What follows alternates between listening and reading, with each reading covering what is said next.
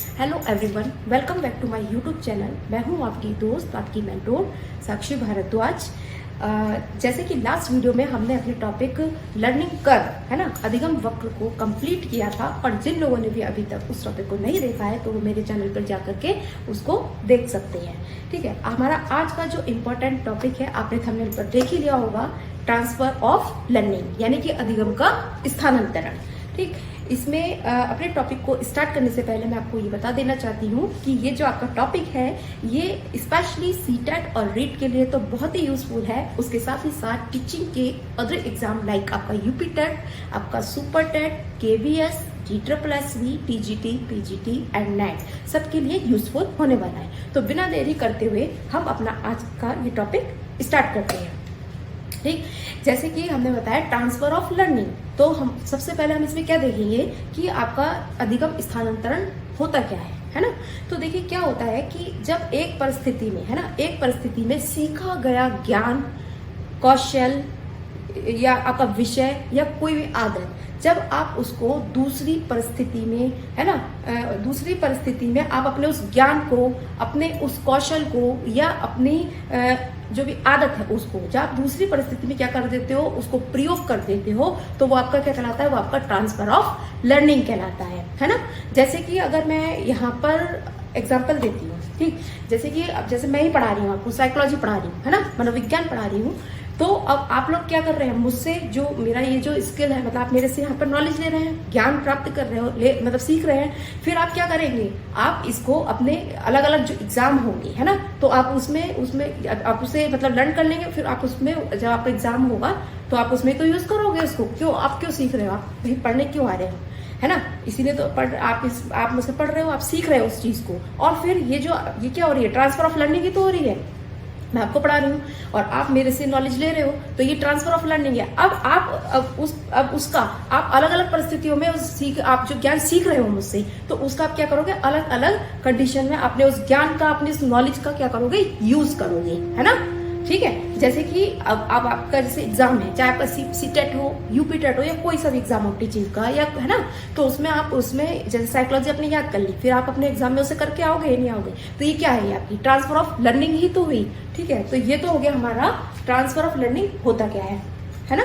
तो ये तो रही ये बात। अब देखिए एक बार आपने ये भी देखा होगा, जब जैसे आप लोगों ने जैसे बीएड वगैरह करा होगा, तो आपकी माइक्रो टीचिंग होती है, माइक्रो टीचिंग होती है, तो आपको उसमें क्या सिखाया जाता है, उसमें आपको टीचिंग की स्किल्स सिखाई जाती है कि आप बच्चों को किस तरीके से मतलब कैसे आपको बच्चों को पढ़ाना है, कैसे बोर्ड पे खड़ा होना है, कैसे आपको लिखना है, ये सारी चीजें आपको उसमें सिखाई जाती हैं। फिर क्या करते हो, आपने वो स्किल सीखी है ना, वो स्किल सीखी, अब आप उस स्किल का यूज कब करते हो, जब आपकी कहीं जॉब लग जाती है, कहीं स्कूल में पढ़ाने लगते हो, तो आप उस सीखी हुई जो स्किल है आप उस चीज का यूज कर रहे हैं ना, तो क्या हुआ, ये भी आपका क्या है, ये आपकी ट्रेनिंग है। तो ये हो गया आपका ट्रांसफर ऑफ ट्रेनिंग है ना। उस ट्रेनिंग का आपने यूज कब करा, अपनी जब टीचर बन गए है ना, तो ये क्या हो गया, ट्रांसफर ऑफ ट्रेनिंग। ठीक है, तो ये जो होता है, तो इसको हम transfer of learning, transfer of मतलब इसको अधिगम अंतरण के नाम से भी हम इसे जानते हैं। ठीक है, transfer of learning, transfer of training, इन सब नामों से हम इसे जानते हैं। जैसे एग्जाम्पल मैंने आपको बता दिया। ठीक, अब इसमें होता है, एक आपके वो थे साइकोलॉजिस्ट, जिनका नाम था कॉल्सनिक है ना। उन्होंने क्या किया, उन्होंने ये बताया भाई कि एक परिस्थिति में सीखा गया ज्ञान है ना, कौशल या आपकी आदत, जब आप उसका प्रयोग अन्य परिस्थितियों में कर देते हो, तो वो आपका ट्रांसफर ऑफ लर्निंग कहलाता है, यानी कि अधिगम अंतरण कहलाता है। राइट, अब ये तो हो गया हमारी इसकी डेफिनेशन। हमने अभी यहाँ पर क्या क्या चीज देख ली, एक तो हमने इसका मीनिंग देख लिया कि क्या होती है आपकी ट्रांसफर ऑफ लर्निंग, हमने इसकी फिर डेफिनेशन देखी। अब हम देखेंगे अधिगम अंतरण, वो ये जो स्थानांतरण है, ट्रांसफर ऑफ लर्निंग के टाइप्स देखेंगे। ठीक है, तो ये जो आपके ट्रांसफर ऑफ जो लर्निंग जो होते हैं, इसके जो मेजर टाइप हैं, जो मतलब मुख्य जो टाइप्स होते हैं, वो 3 प्रकार के होते हैं।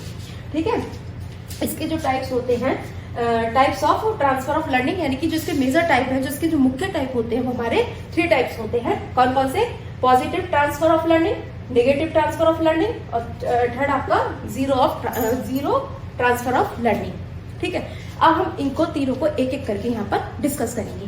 देखिए, पॉजिटिव ट्रांसफर ऑफ लर्निंग यानी कि सकारात्मक जो स्थानांतरण होता है ना, तो तो इसमें हम देख लेते हैं। देखिए क्या होता है कि जब पहले सीखा गया अधिगम, है ना, पहले सीखा गया अधिगम और जो होता है, अगर आप जब बाद के अधिगम में अगर मान लीजिए रुकावट नहीं डालता है, बाधा नहीं बनता है, तो वो आपका कैसा ट्रांसफर ऑफ लर्निंग कहलाएगी, वो आपकी सकारात्मक कहलाएगी, यानी कि पॉजिटिव कहलाएगी, क्योंकि आपने जो ज्ञान पहले आप सीख चुके हो, है ना। अब जब आपका पहले का अधिगम आपके बाद की जो लर्निंग है, अगर उसमें वो क्या नहीं कर रहा है, बाधा नहीं डाल रहा है, तो वो आपका क्या हो जाएगा, वो पॉजिटिव ट्रांसफर ऑफ लर्निंग हो जाएगा। जैसे अब यहाँ पर आप एग्जाम्पल हम देख सकते हैं। देखिए बताइए, आप स्कूल में आप मैथमेटिक्स सीखते हो, है ना, तो अब जो आपने मैथमेटिक्स सीखा है, जो गणित सीखी है, तो आप उसका यूज कहाँ, अपने डेली यूज मतलब लाइफ में आप करते हैं ना, अपने दैनिक जीवन दिनचर्या जो है उसमें आप करते हो। जैसे आप मार्केट से कोई सामान लेकर के आ सकते हो, अगर आपको अच्छे से मैथ आता है,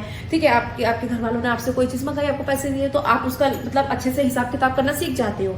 तो ये क्या है, ये पॉजिटिव ही तो हुआ ना, इससे कोई नुकसान तो नहीं हो रहा। यानी कि जो चीज आपने सीखी वहां पर, अपने स्कूल में आपने जो हिसाब किताब सब सीख लिया, अब आप कोई चीज मार्केट से जाकर के लेकर के आ रहे हो, तो ये क्या है, ये आपकी पॉजिटिव ट्रांसफर ऑफ लर्निंग हो जाएगी। ठीक है, तो एक तो हमारा यहाँ पर ये होता है। सेकेंड हमारा आता है नेगेटिव ट्रांसफर ऑफ लर्निंग। देखिए जब आपका पहले का अधिगम जो होता है बाद के अधिगम में, या बाद का अधिगम पहले के अधिगम में क्या करता है, बाधा डालता है, रुकावट डालता है। ठीक है, बाधा डालता है, रुकावट डालता है, तो वो क्या कहलाता है, तब वो हमारा नेगेटिव ट्रांसफर ऑफ लर्निंग कहलाता है। देखो इसे एक एग्जांपल से हम इसको समझते हैं। देखिए क्या होता है, जैसे अगर मान लीजिए किसी की जो आदत है ना, उसकी जो हैबिट है वो तेज चलने की है, बहुत तेज चलता है वो इंसान। ठीक है, तो आप नॉर्मली भी देखते हैं बहुत से जो लोग होते हैं वो बहुत तेज चलते हैं, है ना, और कुछ लोग क्या होते हैं धीरे धीरे चलते हैं भाई, है ना। तो जैसे मैं अपनी बहनों की भी बात बताऊं कि वो जो चलती है वो तो बहुत तेज चलती हैं, और मुझे उनके पीछे क्या मतलब भागना पड़ता है, वो इतनी तेज चलती हैं, दौड़ती नहीं है, उनकी स्पीड तेज है। ठीक है, और मुझे उनके पीछे भागना पड़ता है। अब किसी की आदत क्या होती है, तेज चलने की होती है, किसी की कम होती है। ठीक, तो ये तो रही स्पीड की बात। अब इसमें होता क्या है, जैसे मैं आपको एग्जाम्पल मैं बताऊं कि अगर जैसे मान लीजिए किसी की भाई तेज चलने की आदत है, ठीक, और उसको मतलब प्रॉब्लम हो जाती है, मतलब वो हार्ट की उसको दिक्कत हो जाती है ना, दिल की प्रॉब्लम जो होती है ना, किसी को मान लीजिए हार्ट अटैक वगैरह है, वो हार्ट अटैक वगैरह आ जाता है ना, तो इस तरह की कोई दिक्कत वगैरह हो जाती है। फिर उसके बाद उससे जो डॉक्टर होते हैं उससे क्या बोलेंगे कि आप तेज मत चलिए, लेकिन अब वो वहां पर क्या है, वो उसकी स्पीड तो वो तेज ही चल रहा है ना, उसकी आदत है शुरू से, जब भाई बचपन से लेकर अब तक जब आप बड़े हो रहे हो तब तक अब तेज आपकी आदत है कि तेज चल रहे हो, तो एकदम से वो नहीं कर सकते ना उस पर कंट्रोल, तो हमें उसमें क्या होने लगता है, हमें उसमें प्रॉब्लम आती है, बाधा पड़ता है हमारा, है ना, मतलब मार्ग में। तो ये क्या होता है, आपका नेगेटिव ट्रांसफर हो जाता है। देखिए एक एग्जांपल और देखते हैं। देखिए क्या होता है, जैसे कि आप इंडिया में जैसे इंडिया में जैसे आप कार चलाते हो, जो ड्राइव करते हैं, तो यहाँ पर राइट हैंड पर आप ड्राइव करते हो, ठीक, और फॉरेन कंट्री में जब हम जाते हैं तो जो ड्राइविंग करता है, जो उसकी जो सीट होती है वो लेफ्ट हैंड पर होती है। तो जब इंडिया का अगर कोई इंसान मतलब बाहर जाएगा, है ना, फॉरेन कंट्री में जाएगा, विदेश जाएगा, अब तो फिर वो उसे भी वैसे चलानी पड़ेगी भी कार, लेफ्ट साइड ही बैठेगा, लेकिन उसकी आदत क्या है, राइट हैंड पे बैठ के चलाने की है, तो उसको क्या होगा, उसमें बाधा आएगी कि नहीं आएगी। और अगर मान लीजिए जैसे कोई विदेश का इंसान यहाँ आ रहा है इंडिया में, अब उसकी आदत क्या पड़ गई है कि वहां पे लेफ्ट हैंड पर बैठ के चलाते हैं, ड्राइव करते हैं, और यहाँ पे क्या है, राइट हैंड पर है, तब उसको भी वही दिक्कत होगी, उसको भी प्रॉब्लम पड़ेगी। तो ये क्या होता है, ये हमारा नेगेटिव ट्रांसफर ऑफ लर्निंग कहलाता है। ठीक, अब इसके बाद आता है हमारा जीरो ट्रांसफर ऑफ लर्निंग। देखिए जीरो ट्रांसफर ऑफ लर्निंग का मतलब आपका ये होता है, मैं बता रही शून्य ट्रांसफर ऑफ लर्निंग। इसका मतलब ये होता है कि जैसे कि आपका जो अधिगम है ना, तो आपका जो अधिगम है मतलब पहले का अधिगम जो आपने सीखा है, अब बाद के अधिगम में ना तो वो आपकी कोई हेल्प कर रहा है, ना वो आपकी कोई सहायता कर रहा है, ना ही वो कुछ इसमें आपको बाधा डाल रहा है, मुश्किल कर रहा है। तो इस टाइप की जो लर्निंग होती है वो आपकी जीरो ट्रांसफर ऑफ लर्निंग कहलाती है। देखिए इसे भी एक एग्जाम्पल से देख लेते हैं। जैसे एक बात है, जैसे अगर मान लो हमने डांस सीखा, है ना, हमने सीखा डांस, और हमने इसके बाद हम सीख रहे हैं क्या कहते हैं, कंप्यूटर। अब एक बताओ कि कंप्यूटर और डांसिंग में कोई दूर दूर तक कोई भी कनेक्शन है नहीं है ना, तो कोई भी चीज उसमें ट्रांसफर ऑफ लर्निंग नहीं हो सकती ना उसकी, हमारी इससे कैसे हो जाएगी, कोई एलिमेंट्स ही नहीं मिल रहे हैं यहाँ पर, तो भाई कुछ तो मिलना चाहिए जिससे कि ट्रांसफर हो सके हमारे उसमें, नहीं हो सकता ना। तो ये होती है आपकी जीरो ट्रांसफर ऑफ लर्निंग। ठीक है, तो भाई एक बार फिर से हम देख लेते हैं कि हमने क्या क्या आज डिस्कस किया।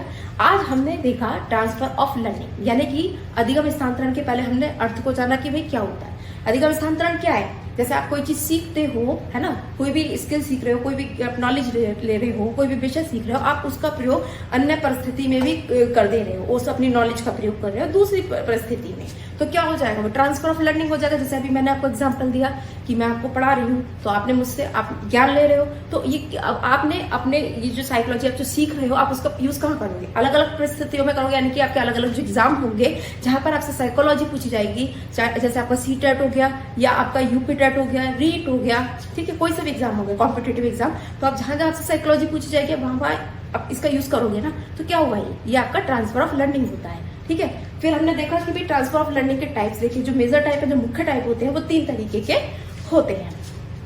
Positive transfer of learning, negative transfer of learning, zero transfer of learning, है ना।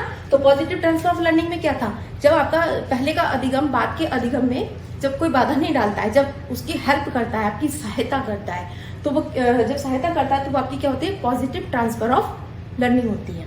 ठीक है, अब एक इसमें एग्जाम्पल ये भी हो सकता है, देखो आपने जैसे क्या कहते हैं, ग्रामर, आप जैसे आप CTET की तैयारी कर रहे हो, है ना, CTET की, UPTET की, किसी भी टीचिंग एग्जाम की कर रहे हो, तो आपकी लैंग्वेज होती है, जैसे हिंदी होती है ना, हिंदी, इंग्लिश, संस्कृत।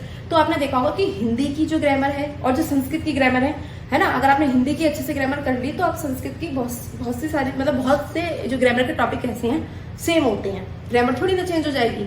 और ऐसे इंग्लिश में भी मतलब होती नहीं, इसमें इंग्लिश होता है, उसमें तो आपको दिक्कत आ जाएगी, लेकिन हिंदी और संस्कृत वाली जो होते हैं वो तो सेम ही सेम। जैसे अब आपके मान लीजिए, जैसे कि आपके बोलते हैं समास होते हैं, ये संधि होती है, तो क्या संस्कृत में चेंज थोड़ी ना हो जाएगी? संधि या समास वही रहेंगे ना। तो ये जो ट्रांसफर ऑफ लर्निंग जो होगी आपकी, आपने जब जैसे CTET में आपने लैंग्वेज अगर जैसे किसी ने ले रखी होती है, जैसे फर्स्ट लैंग्वेज आपने हिंदी ले ली, सेकंड आपने संस्कृत ले लिया, तो जो ग्रामर होगी तो उसकी सिमिलर ही होगी, बहुत सारी जो चीजें एक जैसी होंगी ना दोनों की ग्रामर में, तो वो आपकी क्या हो जाएगी? पॉजिटिव ट्रांसफर ऑफ लर्निंग होगी। ठीक, फिर हमने देखा नेगेटिव ट्रांसफर ऑफ लर्निंग, यानी कि पहले का सीखा हुआ जो ज्ञान, कौशल, जो कुछ भी है, जो आपने लर्निंग कर रखी है, बाद के लर्निंग में या बाद वाली पहले की लर्निंग में अगर कोई भी आपकी बाधा डालती है तो वो क्या हो जाती है?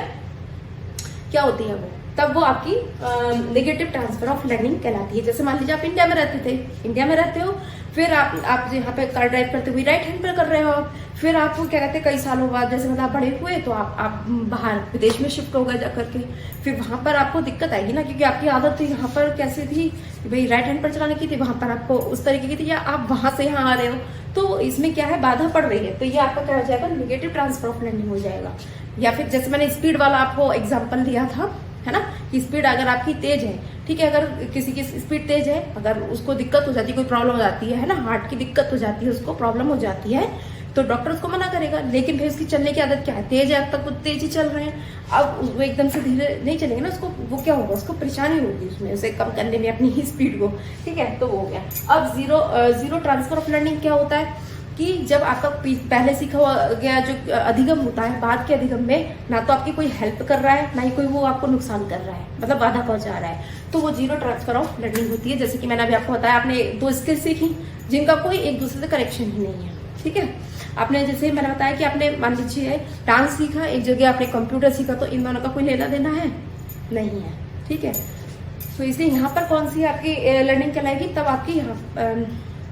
तब आपकी जो यहाँ पर जो लर्निंग होगी वो होगी आपकी जीरो ट्रांसफर ऑफ लर्निंग। ठीक, तो अब हम अपना आज का ये टॉपिक यहीं पर क्लोज करते हैं। और अगर आपको मेरे पढ़ाने का तरीका अच्छा लगा हो तो मेरे चैनल को सब्सक्राइब कीजिए और मेरी वीडियो को लाइक कीजिए और इसको इतना ज़्यादा शेयर कीजिए ताकि ये उन स्टूडेंट तक पहुंच सके जिन लोगों को CDP यानी कि साइकोलॉजी से डर लगता है, जिनको समझ में नहीं आती है। अगर आपका कोई भी डाउट हो या कोई भी क्वेरी हो तो आप मेरे से कमेंट बॉक्स में जाकर के पूछ सकते हैं। मिलते हैं नेक्स्ट वीडियो में, तब तक के लिए बाय बाय, टेक केयर।